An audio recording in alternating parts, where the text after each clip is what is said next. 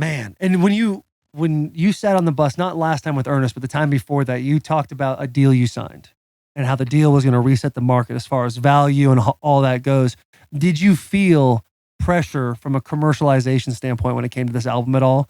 Knowing that you're diving headfirst into country music, like you're essentially changing genres in a way, because you've always had rock, you've always had rap and a little bit of country, but this is a really big country heavy album. For sure. Yeah, did you feel the pressures from big media to kind of, do a couple of things that they know would hit more on the radio or do a little extra to make sure it would go farther with fans? You know what, man?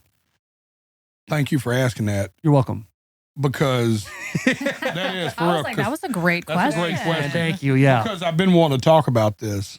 So when I wrote Wits at Chapel, I had wrote like 60 or 70 songs in 2022 towards the debut country album.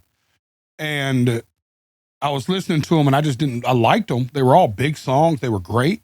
I didn't love anything about anything. And the label had already started picking radio singles from the demos I was sending in.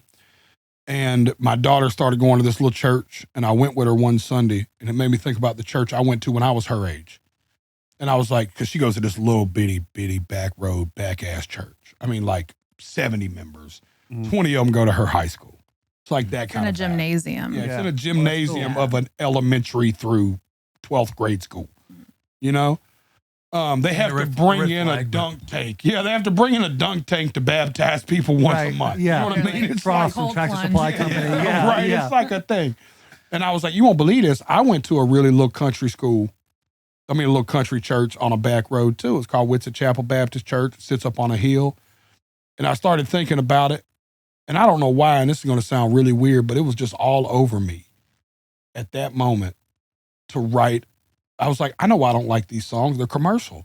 I'm not writing from the perspective of Jelly Roll no more. Like, I got to go back to writing about what I like to write about. You know what I mean? And I called the label and I was like, yo, we're not going to use any of those songs. I'll turn my album in 3 months. And I wrote Wits at Chapel as an album and a concept from there. Mm-hmm.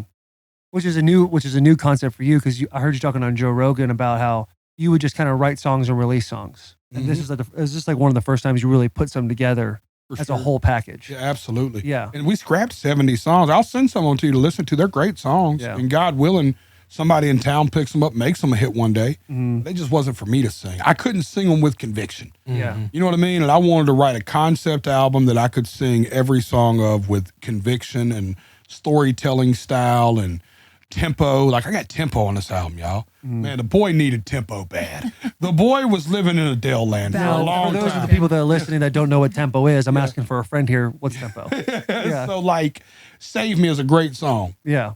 Drudgingly Slow. Son of a Sinner is an incredible song. Drudgingly So. They're like ballads, right?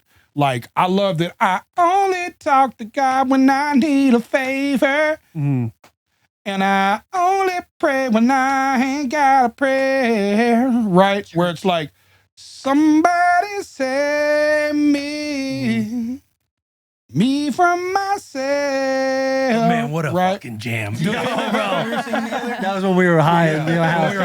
High as hell. The video bus we said, dude. Yes. I'm glad we can talk about it. Yeah. No, but it's that to like having songs like Need a Favor, Halfway to Hell, The Lost. These are like, they're the same message, same Jelly Roll, but they fucking rock. Yeah. You know what I'm saying? Like, they move. Even Dead Man Walking, my first #1 at rock radio, was like still at like 76 beats per minute, which is like slow. If you think about like songs we love, you know what I mean? So it was cool to have like a tempo change too.